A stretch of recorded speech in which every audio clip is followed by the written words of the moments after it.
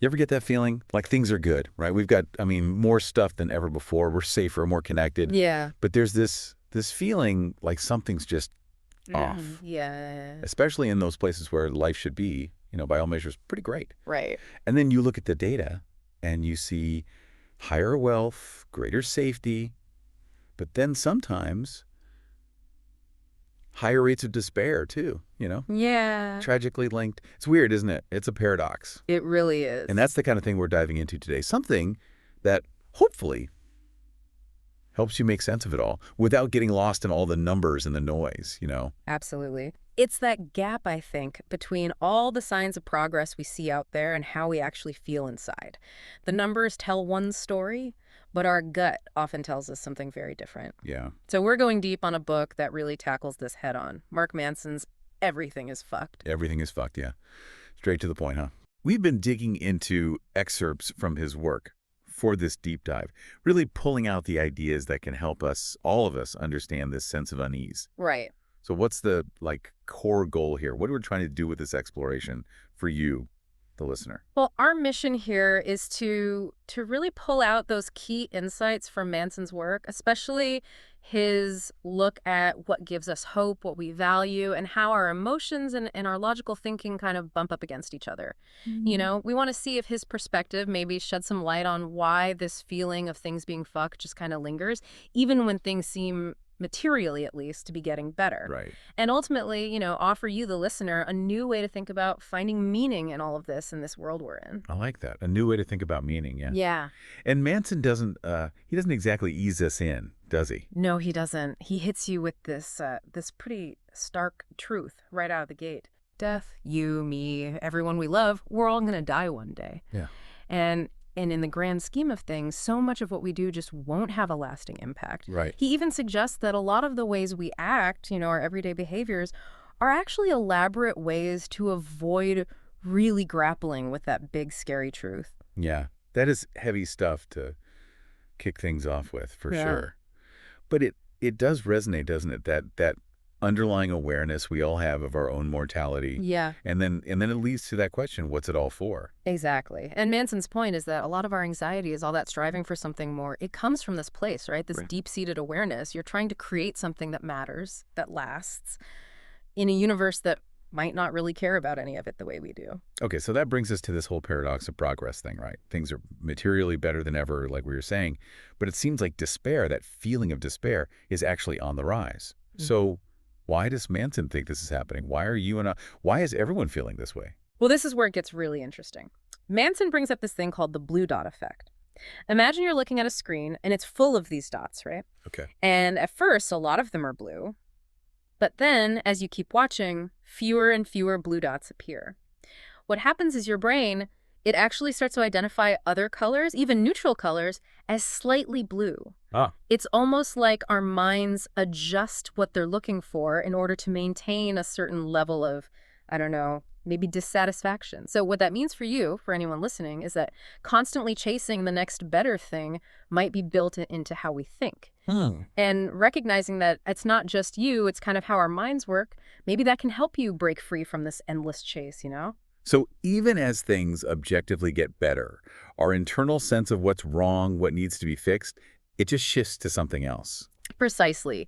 He compares it to, he talks about how lottery winners and people who go through terrible accidents, they often end up back at their baseline levels of happiness. After a while, the initial high or low, it fades. Right.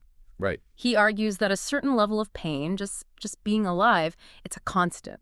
And those positive emotions, those are more like breaks, temporary breaks from that baseline state. Okay. Yeah. That's pretty sobering, isn't it? We're on this treadmill, always chasing that next hit of happiness, but never really getting anywhere in the long run. It can feel that way. Yeah. Now, he also talks about this idea of the feeling brain and the thinking brain, right? He does. How does he describe how those two interact? Okay, well, he uses this analogy, and it's pretty wild. He calls it the consciousness car. Okay. So picture a car, right? Yeah. The feeling brain. That's like this verbally abusive boyfriend who's driving. And he's completely refusing to ask for directions. He's all about immediate emotions, impulses, these irrational desires.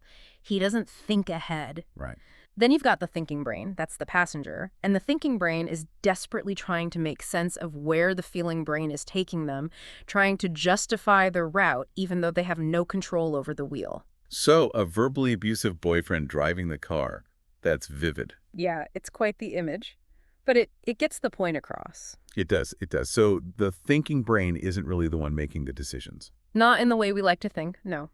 Manson says the thinking brain, it's more like a spin doctor. It creates these stories, these justifications after the fact to try to rationalize whatever the feeling brain has already decided to do. Right. Like, let's say you have a rough day and you really want that extra slice of cake, even though you know it's not the best choice. Been there. Your thinking brain might jump in and be like, hey, you deserve it. You worked hard today. It'll make you feel better, even though logically it might not be the healthiest choice for you in the long run. Right. We've all been there, haven't we? Yeah. Making those excuses for our impulsive decisions. Yeah. And this ties into how we usually think about self-control, right? Yeah. The whole idea that we just need to squash down our emotions and just power through with pure willpower. Exactly. Society loves to tell you that emotions are weak, that you got to just suppress them. And then self-control, it's just a matter of mental strength, of just trying harder. But Manson, he brings up this fascinating case study of a patient named Elliot. Yeah. Elliot, he had brain damage, and it affected his ability to feel emotions. Wow. But here's the thing. While he lost his emotional capacity, his cognitive abilities, they stayed intact. Okay. But guess what?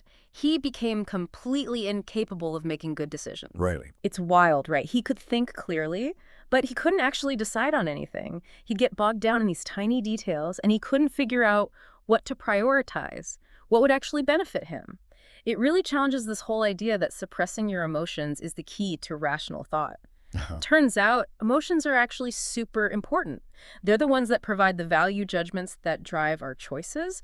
So what that means for you listening is that your feelings, they're not just obstacles to overcome, they're guides, essential guides. It's like our emotions give direction to our thoughts, and without them, we're just processing information without really understanding what matters. Exactly. And Manson even quotes Tom Waits to illustrate this, right? He does. Tom Waits said, "I'd rather have a bottle in front of me than a frontal lobotomy." Wow. It's a pretty dark statement, but it's effective, right? It highlights what we think we lose when we cut off our emotions completely, even though they can be messy and hard to deal with sometimes. Yeah, absolutely. So if we can't just suppress our feelings, what are we supposed to do? How do we deal with them? Manson brings in this idea of Newton's laws of emotion.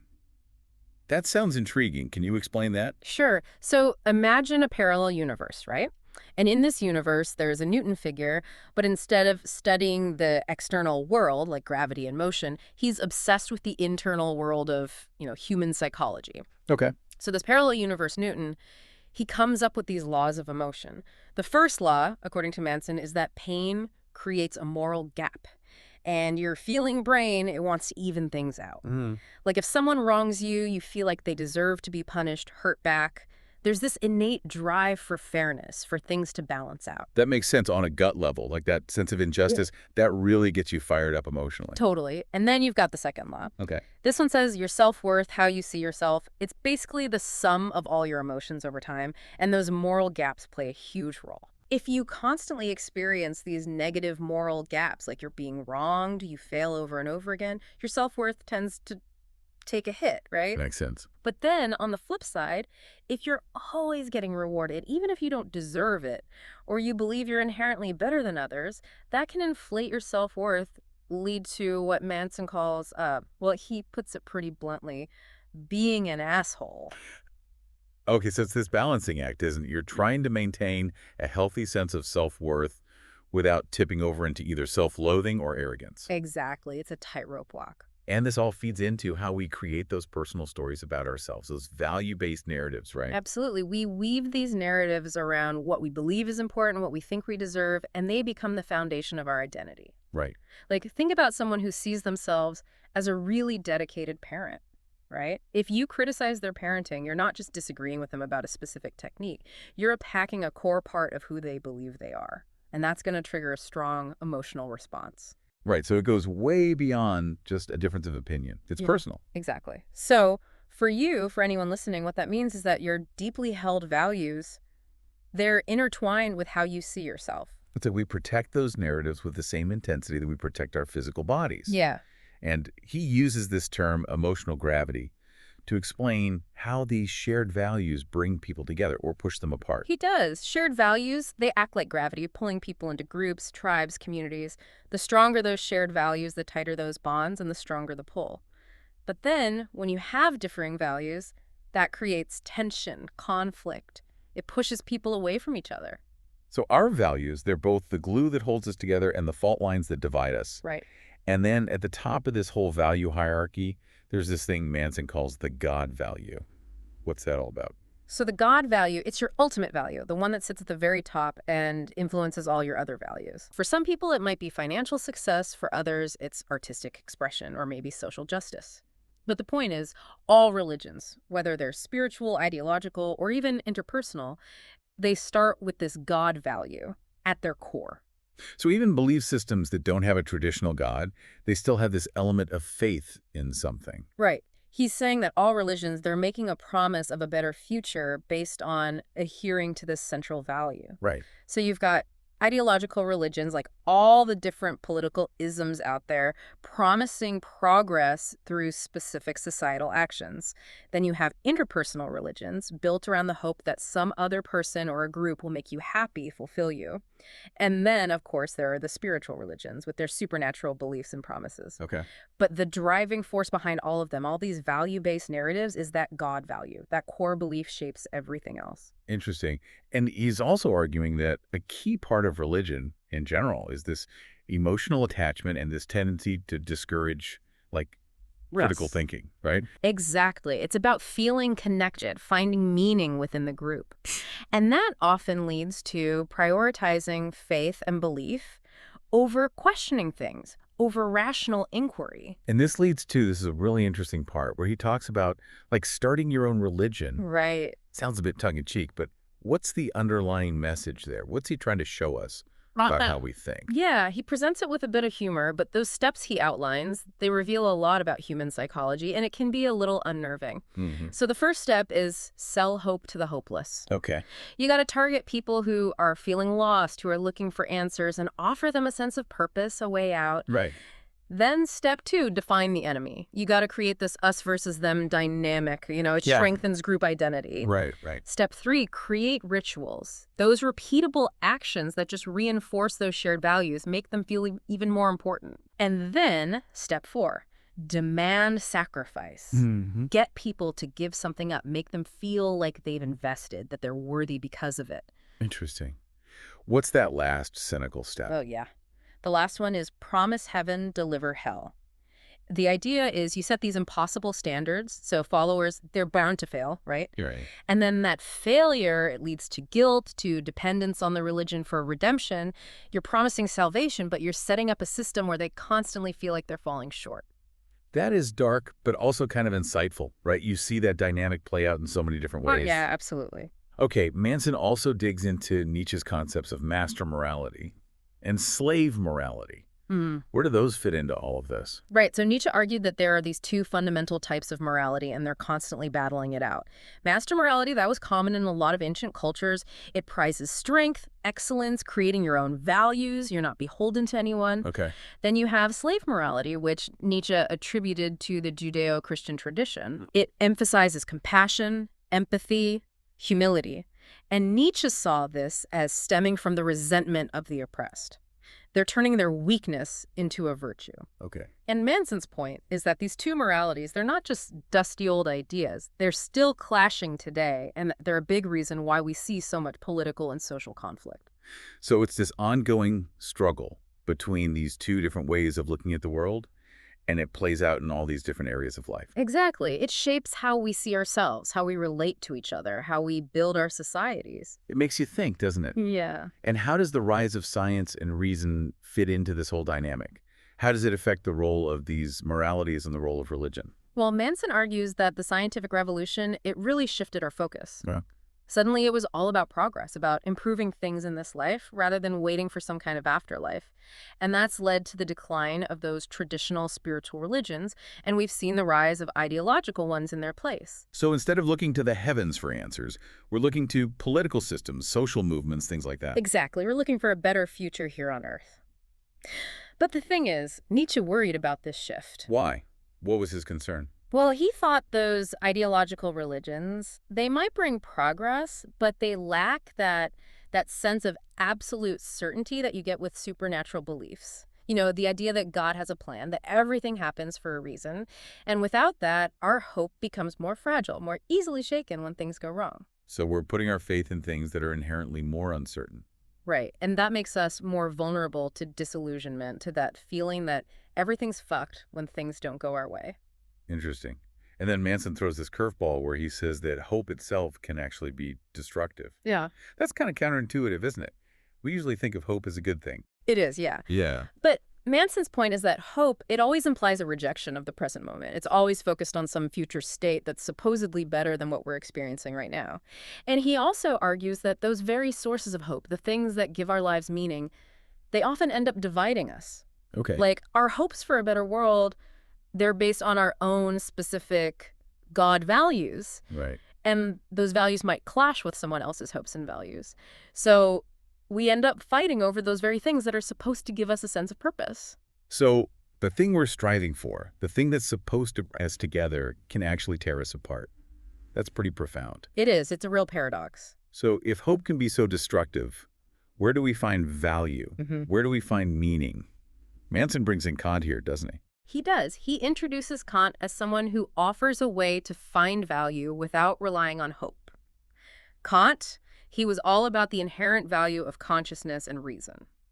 He said we should treat humanity, both in ourselves and in others, as an end in itself, never just a means to an end. He called this the formula of humanity. Okay. The formula of humanity. Can you unpack that a little bit? Give us an example? Sure. So imagine you go to Chipotle to get a burrito because you're hungry.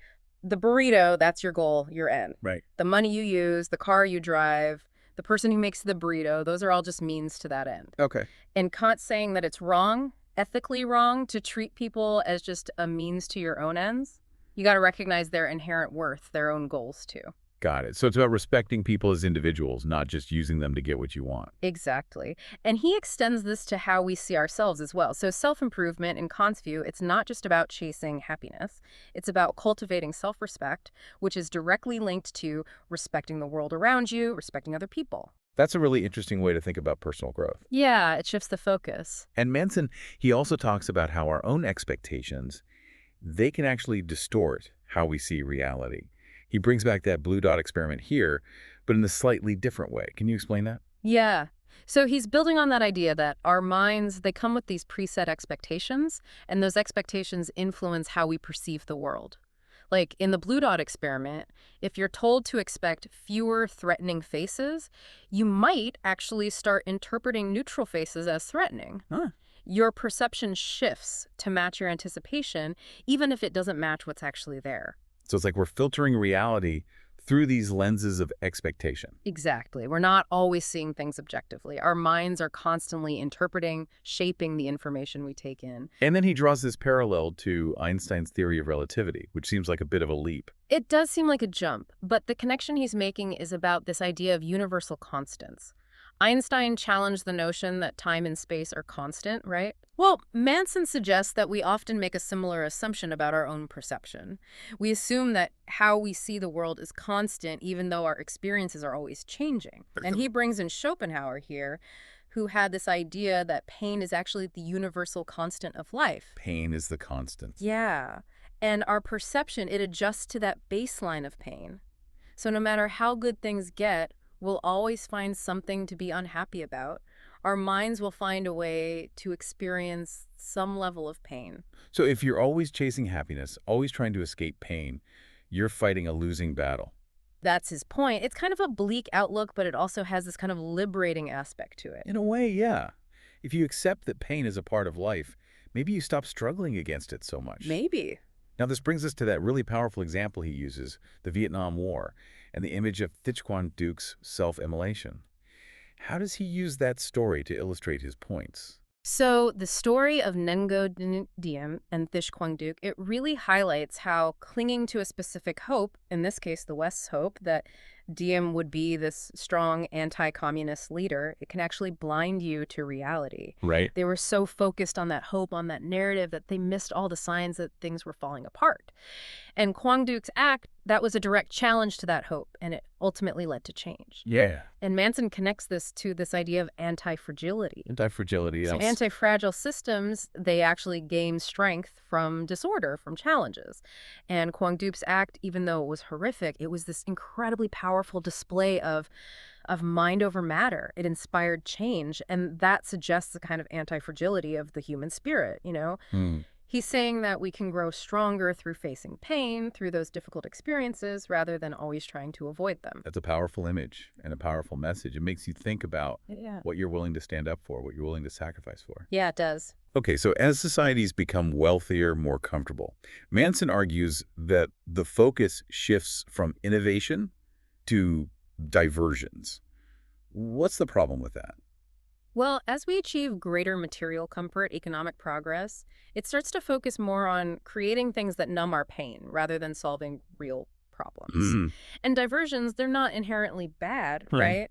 But if we become too reliant on them, it can lead to all sorts of issues. We become more fragile, our values shrink, we become intolerant of any kind of negative emotion. Okay. And then there's the paradox of choice, where having more options actually makes us less satisfied. Right, right. Having too much choice can be paralyzing. Exactly. And Manson contrasts this fake freedom of endless consumption and distraction with real freedom, which he defines as having mastery over your own desires. It's about being in control, not being controlled by your impulses. That idea of fake freedom, it really hits home, doesn't it? It's like we have all these choices, but we still feel empty, unfulfilled. It's a common feeling, and it connects to Plato's warning about democracy, which Manson brings up as well. Okay.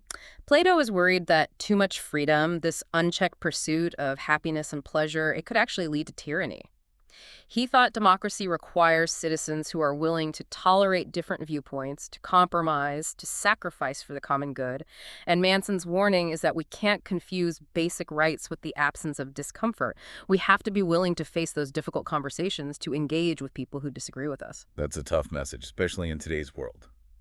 But it's an important one. It is, because if we lose that ability to engage with different perspectives, to handle discomfort, then our democratic institutions start to crumble. It's a reminder that freedom comes with responsibility. Absolutely. Finally, Manson touches on the rise of AI and how it might impact our search for meaning and hope. What's his take on that? Well, he points to the incredible advances we're seeing in AI, like AlphaZero, this program that mastered chess and Go with far less computational power than previous programs. And it makes you wonder, what happens when AI can write better AI? Do we lose control? Do we even understand what it's doing anymore? It's a bit unsettling, right? Yeah, it is. And he even suggests that AI might start managing our need for meaning, maybe by creating artificial challenges for us, or even upgrading our brains in some way. Well, that's getting into some serious science fiction territory. It is. But it also raises some really important questions about where we're headed as a species. Absolutely. And he ends by looking at evolution itself as a form of information processing. He does. He argues that evolution, it's essentially this biological arms race where the best information processors survive. And humans, we're pretty good at that, right? We have these big brains. We can think about complex things. Right. But our information processing, it's not perfect. We're biased, we're emotional, we're constantly seeking validation, and that creates all sorts of problems. But he ends on a somewhat hopeful note. Okay. He envisions a future where our technology, our information systems, they're designed to promote truth, to help us flourish, rather than exploiting our weaknesses, you know? That's a vision worth striving for, I think. I agree. So we've covered a lot of ground here. Everything is fucked. It's a dense book. It's provocative. It's uncomfortable at times. It is. But it also offers a really unique perspective on this paradox of progress and why we're feeling so uneasy, even when things seem pretty good on the surface. Right. And it challenges you to think differently about those feelings, to maybe see them not as a sign that something's wrong with you, but as a natural part of the human experience. Yeah. And one of the biggest takeaways, I think, is that idea of understanding the interplay between our feeling brain and our thinking brain, recognizing how they're constantly influencing each other. Absolutely. And then understanding that hope, while it can be a powerful motivator, it can also be a source of division and conflict. Right.